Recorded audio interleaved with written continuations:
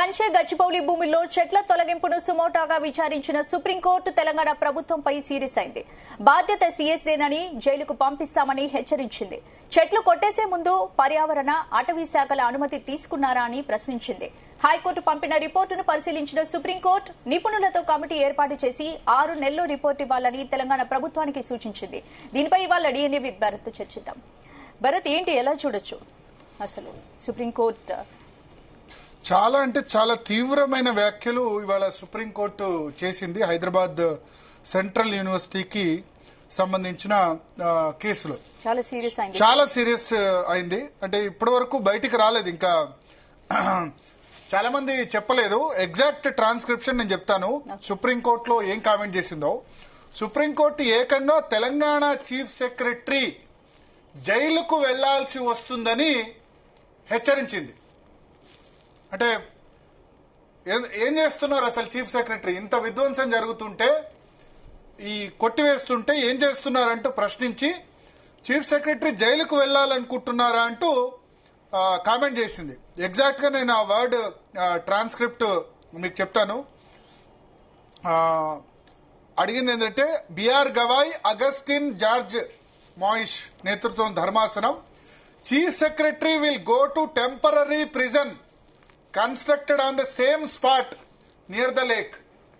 అంటే ఏదైతే Hyderabad central university 400 ఎకరాల భూమి ఉందో అక్కడ ఒక లేక్ కూడా ఉంది అని చెప్తున్నారు. సో ఆ లేక్ దగ్గరే ఒక టెంపరరీ ప్రిజన్ కట్టిస్తాం అవసరమైతే, జైలుకు వెళ్లాలనుందా. If the chief secretary wants to enjoy the state hospitality one cannot help it అని కామెంట్ చేసిన పరిస్థితి మనకు కనిపిస్తుంది. చాలా చాలా సీరియస్ వార్నింగ్ ఇచ్చింది ఇక్కడ జరుగుతున్న దాని మీద. అయితే మన ఇంకొక ఇంపార్టెంట్ కేసు కూడా ఇవాళ సుప్రీంకోర్టులో జరిగింది. సుప్రీంకోర్టులో ముఖ్యంగా ఇవాళ మరొకసారి సుప్రీంకోర్టు సీఎం రేవంత్ రెడ్డి మీద సీరియస్ అయింది. ఇది వేరే కేసులో. ఇప్పుడు మనం మాట్లాడుతుంది, ఇప్పటివరకు మాట్లాడింది హెచ్సియు సంబంధించి, ఇది మాట్లాడుతుంది వేరే కేసు.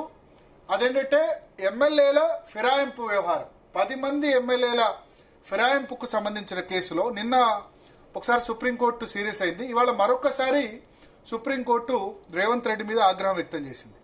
ఇది వేరే ఫిరాయింపు ఎమ్మెల్యేలకు సంబంధించిన కేసు. దానికి సంబంధించిన విజువల్స్ మనం కనుక ప్లే చేస్తే కనుక చూడొచ్చు.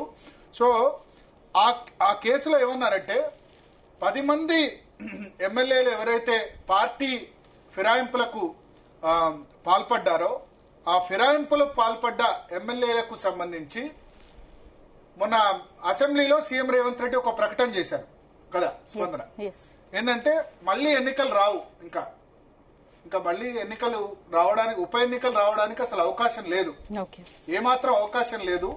ఎందుకంటే గతంలో ఉప ఎన్నికలు రాలేదు, ఇప్పుడు కూడా ఉప ఎన్నికలు రావంటూ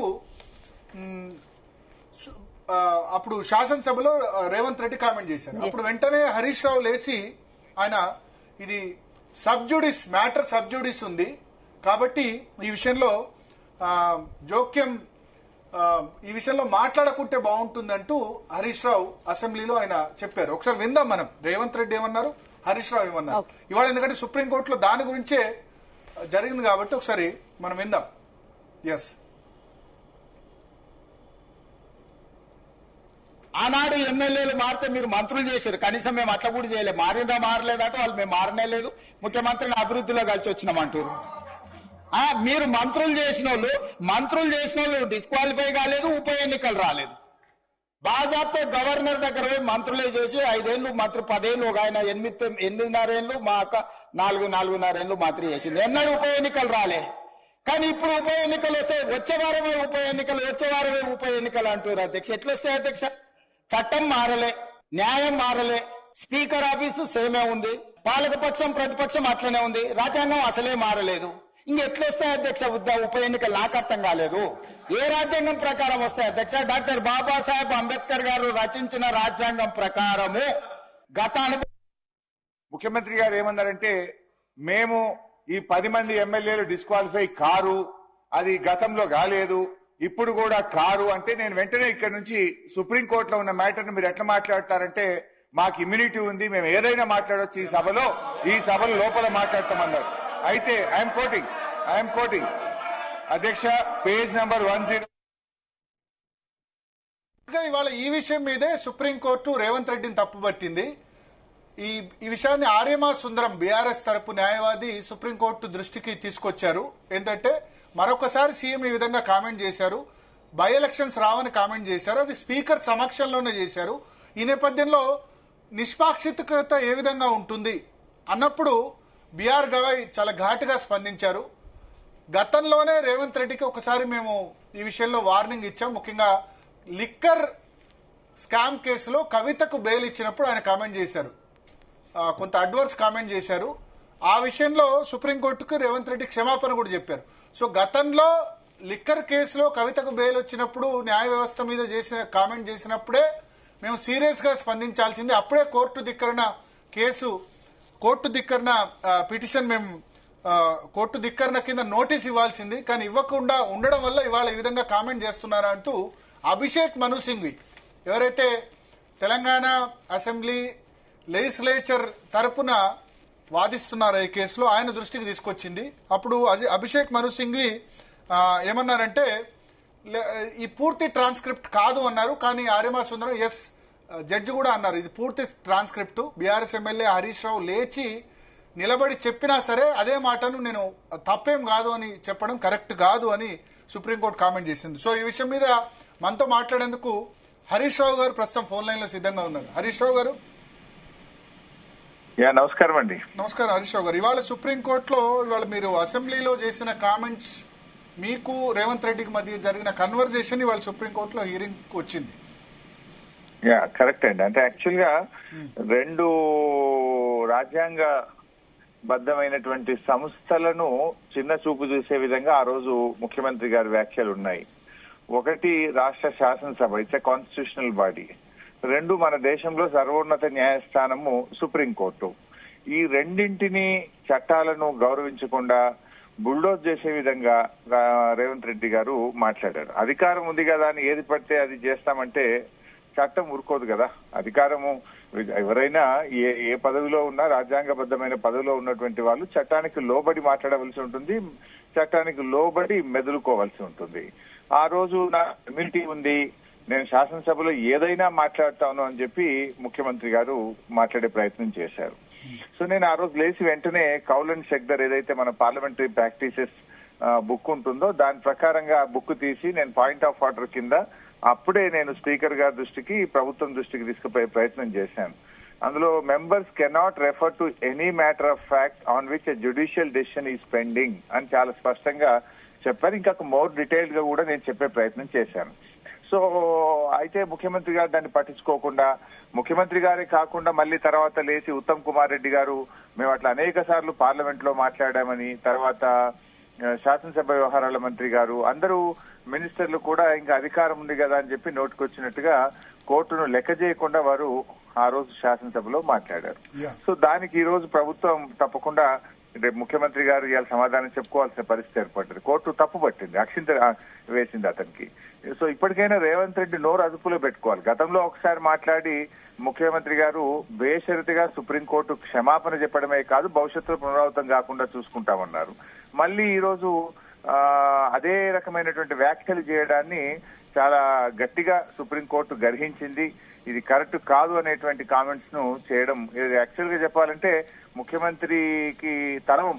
అంటే ఆయన దుందుడుకు స్వభావము, తొందరపాటు మాట్లాడడము, ఇది అనేక మార్లు ఇవాళ ప్రజాక్షేత్రంలో కూడా మనం చూస్తుంటాం. ఇది కోర్టు వ్యవహారాల్లోనే కాదు, దేవుళ్ల మీద ఒట్లు పెట్టి రుణమాఫీ విషయంలో మాట తప్పి 31 మార్చి కల్లా రైతులందరికీ రైతు బంధు వేస్తామని నిండు శాసనసభలో చెప్పి మాట తప్పిన విధానం కావచ్చు.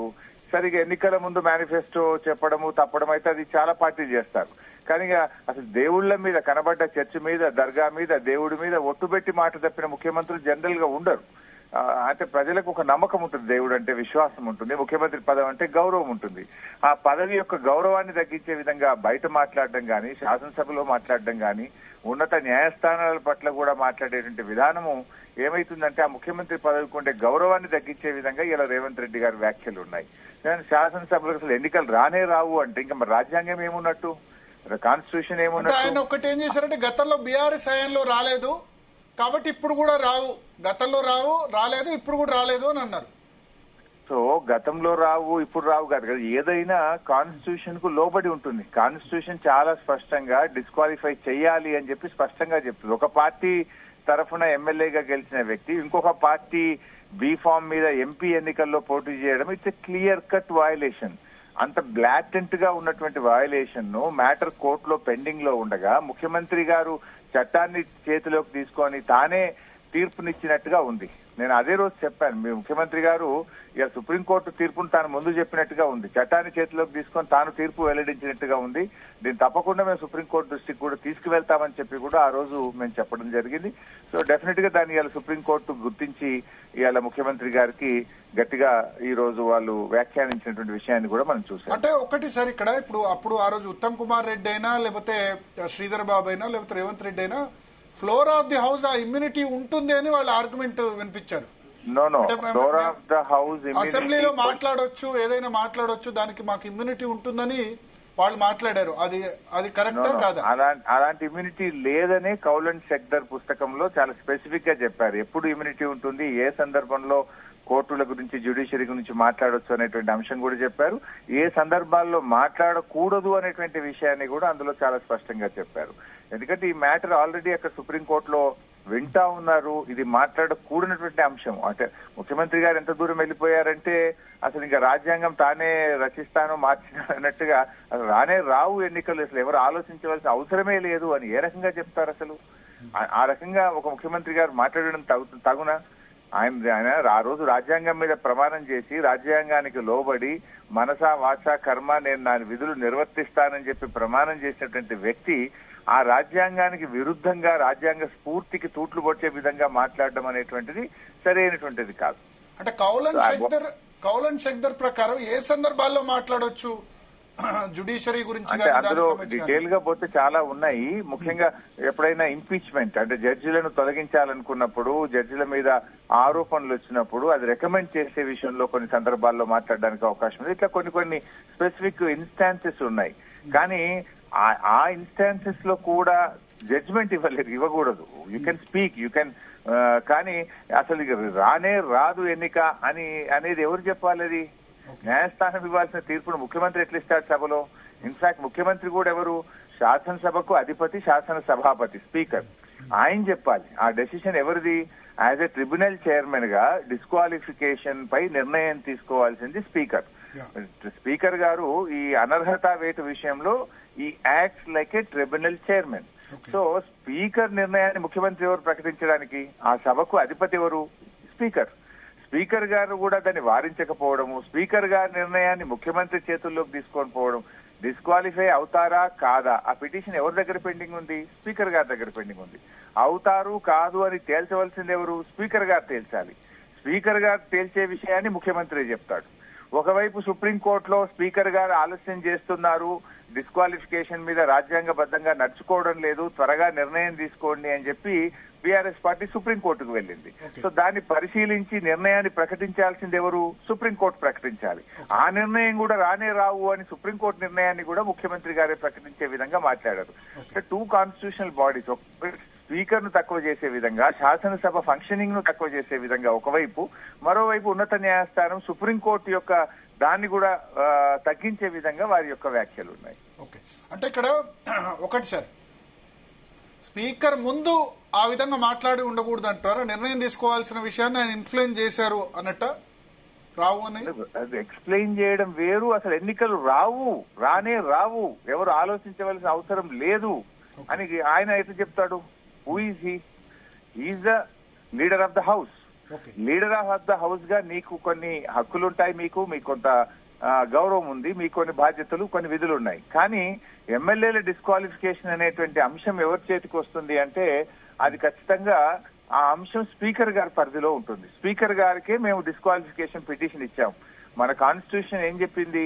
సో ఏదైనా ఒక ఎమ్మెల్యే పార్టీ ఫిరాయించినప్పుడు కానీ, పార్టీ వ్యతిరేక కార్యకలాపాలకు పాల్పడినప్పుడు కానీ ఆ రాజకీయ పార్టీ స్పీకర్ కు దరఖాస్తు చేస్తుంది. దాన్ని పరిశీలించి స్పీకర్ గారు నిర్ణయం తీసుకోవాలి. So our matter is pending with speaker. Speaker has to say whether వాళ్ళు నిజంగా పార్టీ ఫిరాయింపు పాల్పడ్డారా లేరా, డిస్క్వాలిఫై అవుతారా కాదా, మేము పెట్టినటువంటి అనర్హత పిటిషన్ ను అలో చేస్తారా డిజలో చేస్తారా అనేటువంటి అంశం స్పీకర్ గారి పరిధిలో. స్పీకర్ గారి పరిధిలో ఉన్న అంశాన్ని ముఖ్యమంత్రి గారు చెప్తారు. మన అసెంబ్లీలో మాట్లాడేటప్పుడు ఎవరైనా స్పీకర్ సార్ అంటాము, గౌరవనీయులైన అధ్యక్షులు అంటాము. సో హౌస్ లో ఎవరైనా స్పీకర్ కు లోబడే పనిచేయాలి. Nobody is above the speaker. Maybe you are the leader of the house but you are not above the speaker. Everyone ఎవరమైనా సరే ఆ హౌస్ లో స్పీకర్ గారికి లోబడి స్పీకర్ గారి ఆదేశాలకు లోబడే హౌస్ లో పనిచేయాలి. స్పీకర్ గారికి అత్యున్నతమైన అధికారాలు ఉంటాయి. కొన్ని సందర్భాల్లో అసెంబ్లీ పరిధిలో మన రెగ్యులర్ లా అండ్ ఆర్డర్ కూడా పనిచేయదు. పోలీసులకు కూడా అక్కడ అధికారం ఉండదు. స్పీకర్ గారికి మాత్రమే శాసనసభ పరిధిలో అధికారం ఉంటుంది. సో అటువంటి ప్లేస్ లో స్పీకర్ గారిని స్థానాన్ని తగ్గించే విధంగా, స్పీకర్ గారి స్థాయిని తగ్గించే విధంగా, స్పీకర్ గారి నిర్ణయాన్ని ముఖ్యమంత్రి గారు డిస్క్వాలిఫై జరగదు అంటే ఒక రకంగా ఆయన స్పీకర్ గారిని కూడా ప్రభావితం చేసినట్టు, స్పీకర్ గారి మీద ఒత్తిడి తెచ్చినట్టు. This is not right as per the constitution. Sir, sub judice matters మీరు మాట్లాడొద్దు అని అసెంబ్లీలో అన్నారు కౌల్ అండ్ షెక్దర్ ను చెప్తూ. బట్ చాలా ఇష్యూస్ లో సబ్జుడిస్ మ్యాటర్స్ డిస్కషన్ కి వస్తున్నాయి కదా కోర్టులో. దానికి కూడా ఒక పరిధి ఉంటుంది. సబ్జుడిస్ మ్యాటర్స్ లో కూడా దానికి కూడా ఒక పరిధి ఉంటుంది. చాలా సందర్భాల్లో మీరు గమనిస్తే కొన్ని క్వశ్చన్స్ మేము అసెంబ్లీలో వేసినప్పుడు ద మ్యాటర్ ఇస్ సబ్జుడిస్ అనే ఆన్సర్ వస్తుంది. దాని మీద అసలు ప్రభుత్వం సమాధానం కూడా ఇవ్వదు. మ్యాటర్ కోర్టు పరిశీలనలో ఉంది అని సమాధానాలు చెప్పనటువంటి సందర్భాలు కూడా ప్రభుత్వం నుంచి చాలా సార్లు వస్తుంటాయి. బట్ ఆ సందర్భాన్ని ఉద్దేశించి మనం ఏం డిస్కస్ చేస్తాము, సుప్రీంకోర్టులో వాదనలు వినిపిస్తున్నాము, ప్రభుత్వం గట్టిగా సీనియర్ న్యాయవాదులను పెట్టింది, మేము పోరాటం చేస్తున్నాము, మాకు తప్పకుండా అనుకూలమైన ఫలితాలు వస్తాయని ప్రభుత్వం ఆశిస్తుంది, ఇట్లాంటి వ్యాఖ్యలు మాత్రమే చేయగలుగుతాం. But not on the merits, not on the decision.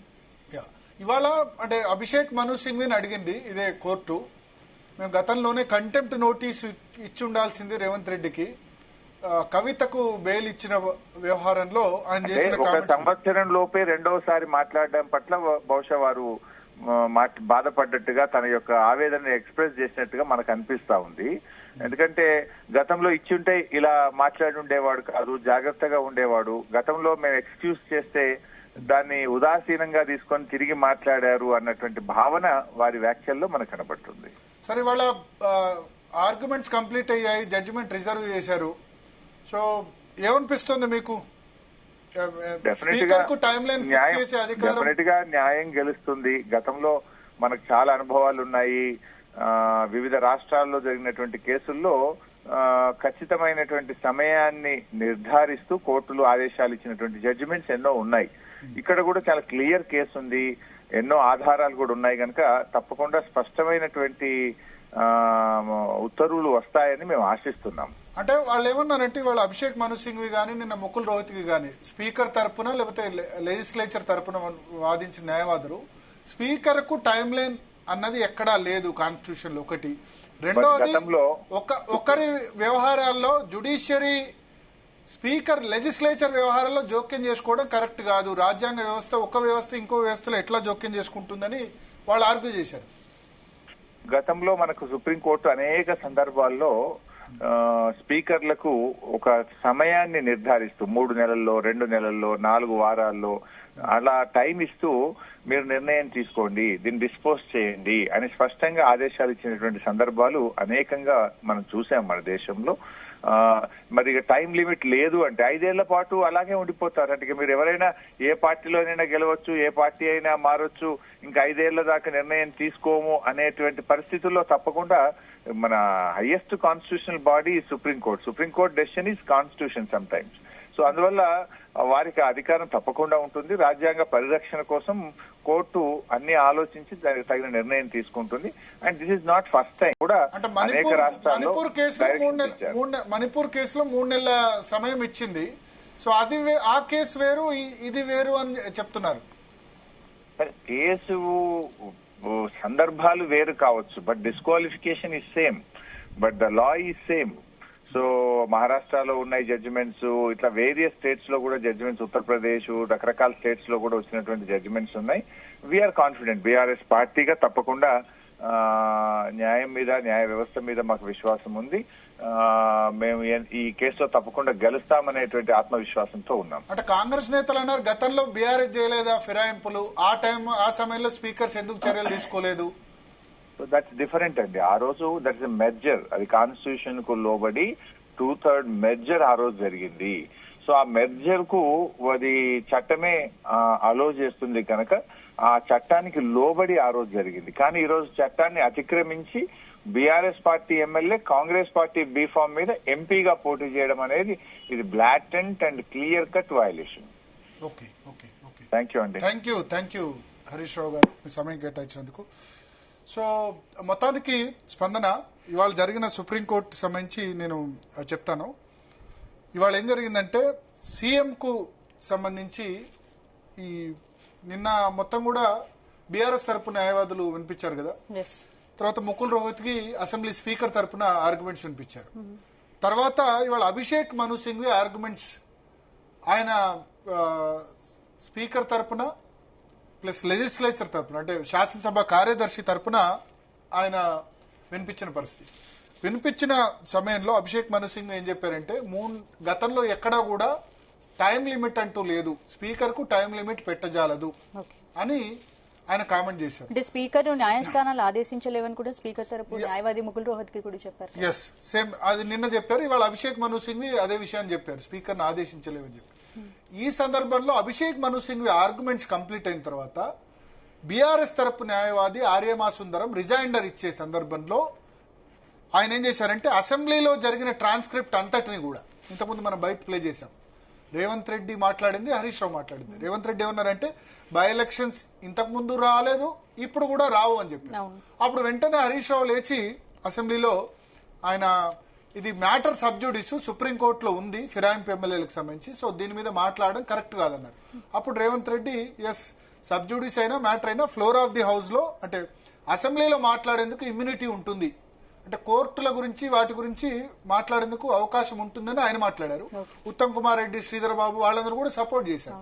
అయితే దాన్ని యథావిధిగా ఇవాళ బీఆర్ఎస్ న్యాయవాది ప్రస్తావించినప్పుడు బీఆర్ గవాయ్ నేతృత్వంలోని ధర్మాసనం ఘాటైన వ్యాఖ్యలు చేసింది. అభిషేక్ మను సింఘ్విని చెప్పండి, మీ ముఖ్యమంత్రి ఆ విధంగా మాట్లాడడం కరెక్టా? గతంలో కవిత విషయంలో కవిత లిక్కర్ కుంభకోణం కేసులో బెయిల్ బీఆర్ఎస్ బీజేపీ మధ్య డీల్ వల్ల బెయిల్ వచ్చిందని రేవంత్ రెడ్డి కామెంట్ చేశారు. అది పొలిటికల్ కామెంట్, బయట చేశారు, అది అసెంబ్లీలో చేయలేదు, బయట చేశారు. సో ఆ విషయంలో సుప్రీంకోర్టు సీరియస్ అయింది. అప్పుడు రేవంత్ రెడ్డిపై జస్టిస్ గవాయ్ అయితే ఆగ్రహం వ్యక్తం చేశారు. అవసరమైతే సీఎం రేవంత్ పై చర్యలు కూడా తీసుకునే ఛాన్స్. అంటే ఏమన్నారంటే రేవంత్ రెడ్డి గతంలో క్షమాపణ చెప్పారు, అప్పుడే మేము కంటెంప్ట్ నోటీస్ అంటే కోర్టు ధిక్కరణ నోటీస్ ఇచ్చుంటే పరిస్థితి వేరే విధంగా ఉండేది, ఈ విధంగా లైట్ గా తీసుకొని ఉండేవాళ్ళు కాదు. బట్ ఇప్పుడు మళ్ళీ అదే విధంగా ఎందుకు ఆయన మాట్లాడుతున్నారంటూ ప్రశ్నించిన పరిస్థితి ఉంది వాళ్ళని.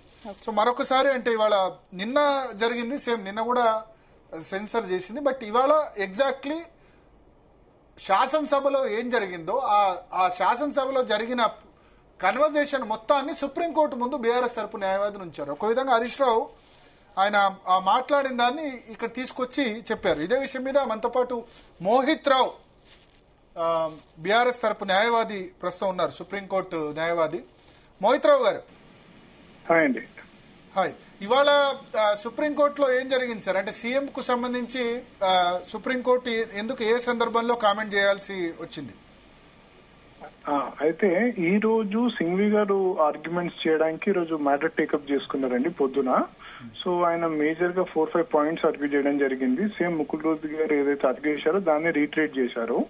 సో మణిపూర్ జడ్జిమెంట్ ఒకటే టైం లిమిట్ చెప్తుంది, మిగతా జడ్జిమెంట్స్ అన్ని ఇవన్నీ డిస్టింగ్విషబుల్ ఉన్నాయి. అండ్ ఏ కేసులు కూడా ప్రెసెంట్ ఫ్యాక్ట్స్ కి అప్లికబుల్ కాదు అని చెప్పారు. దానికి కోర్టు కూడా డౌట్స్ అడిగింది, మీకు రీజనబుల్ టైం అంటే ఎంత అకార్డింగ్ టు యూ అని అంటే వారు 6 నెలలు రీజనబుల్ నాకైతే, కానీ నేను స్పీకర్ తరఫున అపీర్ అవుతున్నా, నాకు ఎటువంటి ఇన్స్ట్రక్షన్స్ లేవు, నన్ను ఒక కౌన్సిల్ అడిగితే కోర్టు అడిగితే నేను 6 నెలలు అని చెప్తాను, కానీ ఆ స్టేజ్ ఇంకా రాలేదు, అది ఒక ఫైనల్ స్టేజ్ 3 years 4 years అయిపోతే అప్పుడు 6 months రీజనబుల్ అవుతుందని తను చెప్పుకొచ్చారు. చెప్పుకొచ్చిన తర్వాత వాళ్ళు అసెంబ్లీ కార్యదర్శి ఫైల్ చేసిన కౌంటర్ అవన్నీ చూపించారు. చూపించాక వారు ఆర్గ్యుమెంట్స్ అయిపోయినాయి, సుందరం గారు చేశారు మా తరఫున ఆర్గ్యుమెంట్స్.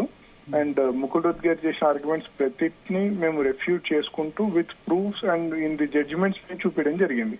సో కోర్టు కూడా దాని అందరినీ పరిగణించిన తర్వాత జడ్జిమెంట్ రిజర్వ్ చేశారు. సో మా రిజైండర్ లో మేము ఇది కూడా చెప్పాము. నిన్న ఏమైందంటే ప్రొసీడింగ్స్ అయినప్పుడు మీకు దగ్గర ట్రాన్స్క్రిప్ట్ ఉందని కోర్టు అడిగింది మమ్మల్ని, అసెంబ్లీలో ఏవైతే అయిందో. సో దానికి మా దగ్గర ఉన్న transcript original YouTube channel Saavi Media అని ఉంది. సో అసెంబ్లీ ప్రొసీడింగ్స్ అది లైవ్ ఇస్తుంది ఛానల్. సో విత్ లింక్ ఏ టైం నుంచి ఏ టైం వరకు మాట్లాడారో అవన్నీ మేము ట్రాన్స్క్రిప్ట్ ఆఫీషియల్ ట్రాన్స్లేషన్ మేము కోర్టు ముందు పెట్టడం జరిగింది.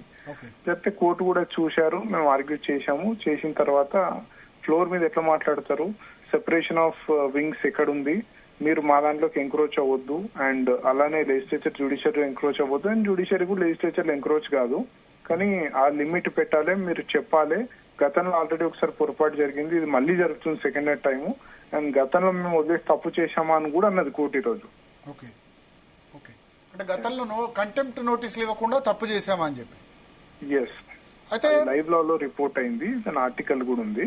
ఓకే, సో అంటే సార్ ఒకటి, ఇప్పుడు ఫ్లోర్ ఆఫ్ ది హౌస్ అసెంబ్లీలో ఇమ్యూనిటీ ఉండదా?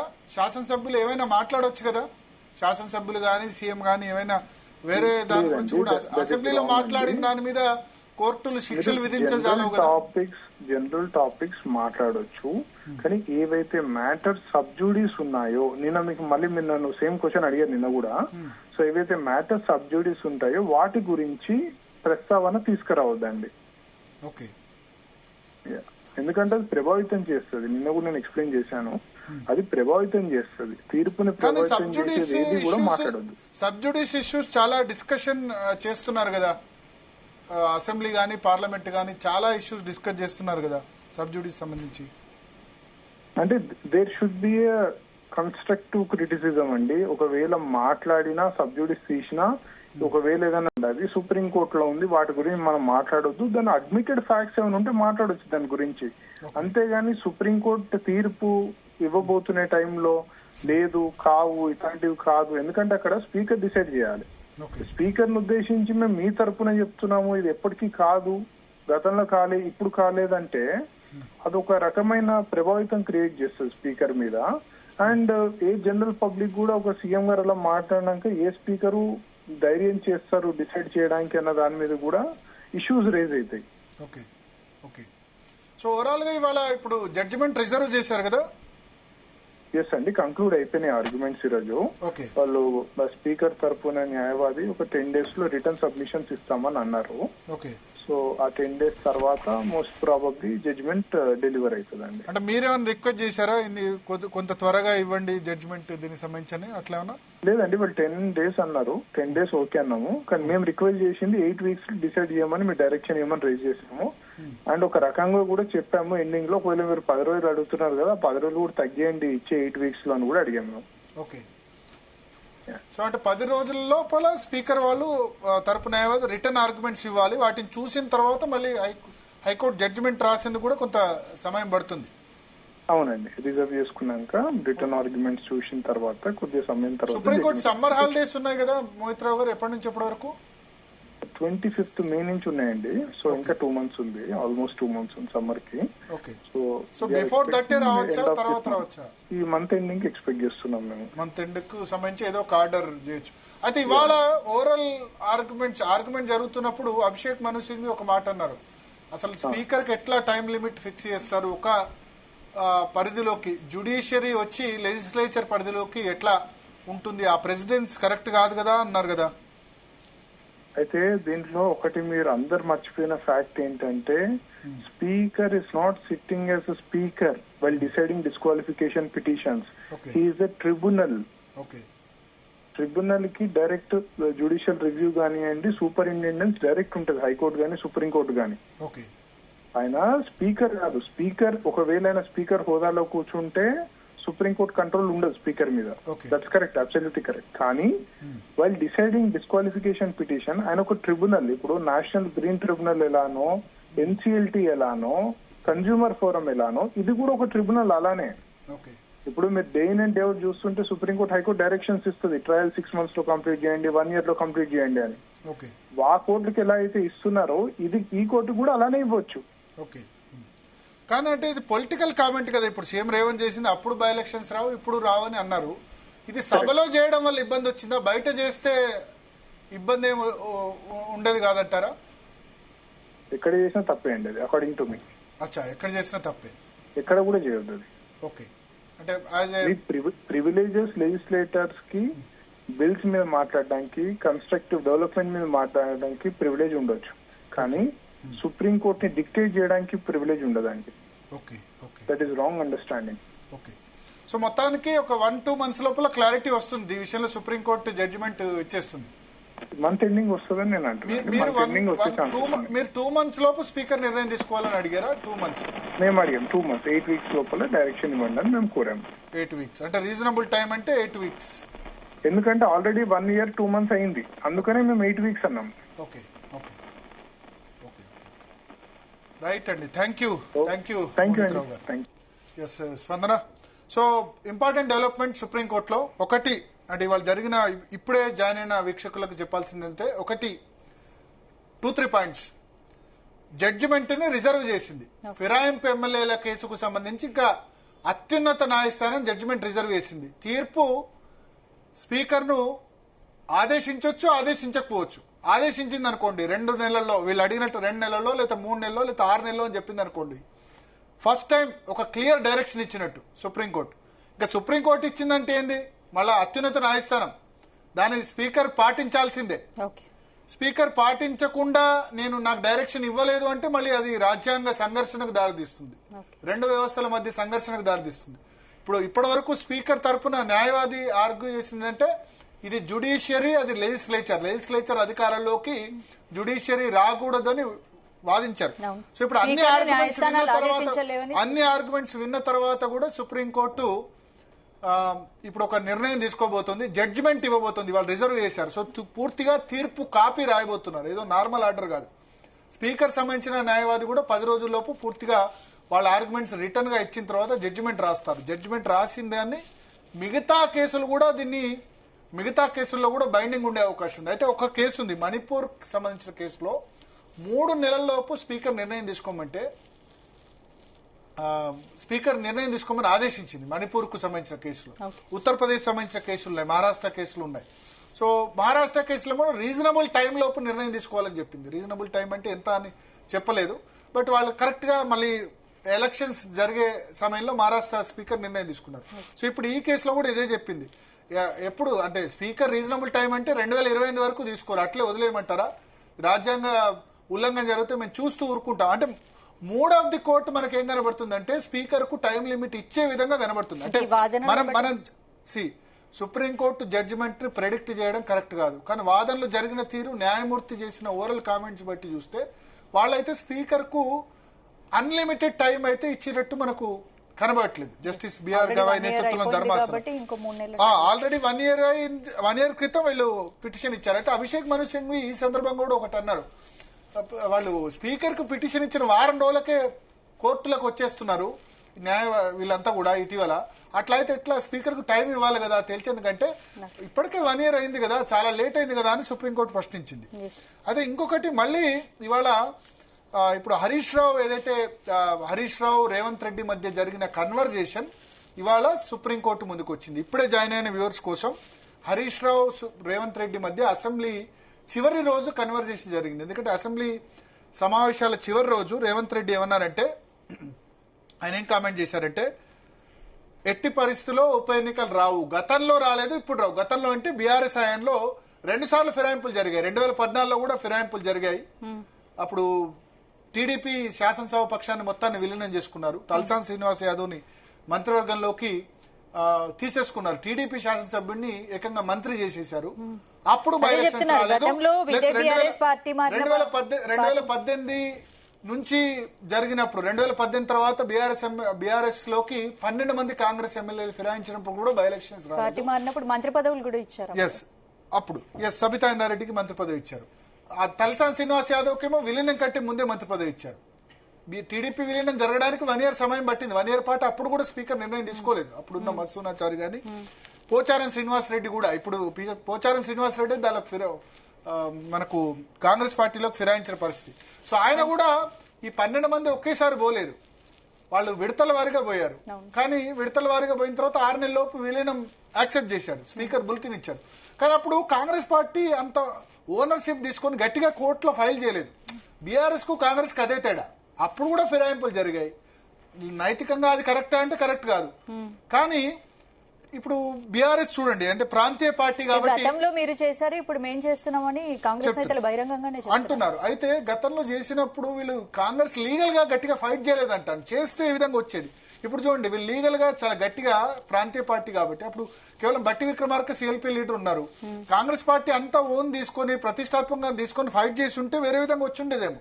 కానీ ఫైట్ చేయకపోవడం వల్ల ఇప్పుడు బీఆర్ఎస్ సమయంలో ఇప్పుడు ఆ ఎమ్మెల్యేలు కూడా భయం పట్టుకుంది. నెక్స్ట్ ఎవరైనా పార్టీ ఫిరాయించాలంటే కూడా భయం పట్టుకునే పరిస్థితి మనకు కనిపిస్తుంది. ఇదే సందర్భంలో ఇవాళ ఇంకొక ముఖ్యమైన, మళ్ళీ ఇప్పుడే జాయిన్ అయిన వ్యూవర్స్ కోసం, సీఎం రేవంత్ రెడ్డి గురించి అసెంబ్లీలో రేవంత్ రెడ్డి హరీష్ రావు మధ్య జరిగిన కన్వర్జేషన్ ను బీఆర్ఎస్ మరొకసారి బీఆర్ఎస్ తరపు న్యాయవాది ఆర్యమా సుందరం సుప్రీంకోర్టు దృష్టికి తీసుకొచ్చారు. ఆ ట్రాన్స్క్రిప్ట్ అంతా కూడా రేవంత్ రెడ్డి ఏమన్నారు, హరీష్ రావు ఏమన్నారు అని చెప్పినప్పుడు సుప్రీంకోర్టు ఏం అబ్జర్వ్ చేసిందంటే, అభిషేక్ మను సింఘ్వి ఎవరైతే తెలంగాణ శాసనసభ పక్షం నుంచి ఆర్గ్యుమెంట్ వినిపిస్తున్నారో ఆయనతో, మీ సీఎం మీద ఇంతకుముందే చర్యలు తీసుకుంటే అయిపోయి ఉండేది. అంటే ఇంతకుముందే కోర్టు చర్యలు అంటే కంటెంప్ట్, కోర్టు ధిక్కరణ నోటీసులు ఇచ్చే అధికారం హైకోర్టుకు సుప్రీంకోర్టుకు ఉంటుంది. కంటెంప్ట్ నోటీసులు ఇంతకు ముందే ఇచ్చుంటే బాగుండేది. ఇప్పుడు ఆ విధంగా మనం చేశాం కానీ, బట్ కంటెంప్ట్ నోటీసులు కనుక ఇస్తే, ఎప్పుడు ఇంతకుముందు అంటే కవిత కేసులో కవితకు బెయిల్ వచ్చినప్పుడు ఆయన బీఆర్ఎస్ బీజేపీ మధ్య లాలూచి జరిగింది కాబట్టి బెయిల్ వచ్చింది అన్నారు. సో చాలా పొలిటికల్ కామెంట్ చేస్తారు, బట్ సుప్రీంకోర్టు దాన్ని కొంచెం సీరియస్ గా తీసుకుని అప్పుడు కొంచెం ఆగ్రహం వ్యక్తం చేయడంతో రేవంత్ రెడ్డి అప్పుడు క్షమాపణ చెప్పారు. సో ఇప్పుడు అప్పుడే మేము కంటెంప్ట్ కోర్టు క్షమాపణ చెప్పినా సరే కోర్టు ధిక్కరణ నోటీసులు ఇచ్చుంటే బాగుండేది, ఈ విధంగా జరిగేది కాదని ఒకసారి కామెంట్ చేసింది. ఇది ఓరల్ కామెంటే, కంటెంప్ట్ కోర్టు ధిక్కరణ నోటీస్ ఇవ్వలేదు, ఏమి ఇవ్వలేదు. But supreme court just oral comment, observation. ఏదేమైనా హరీష్ రావు రేవంత్ రెడ్డి మధ్య శాసనసభలో జరిగిన చర్చ ఇవాళ మరొక్కసారి సుప్రీంకోర్టు ముందుకు వచ్చిందని మనం అనుకోవచ్చు. స్పందన.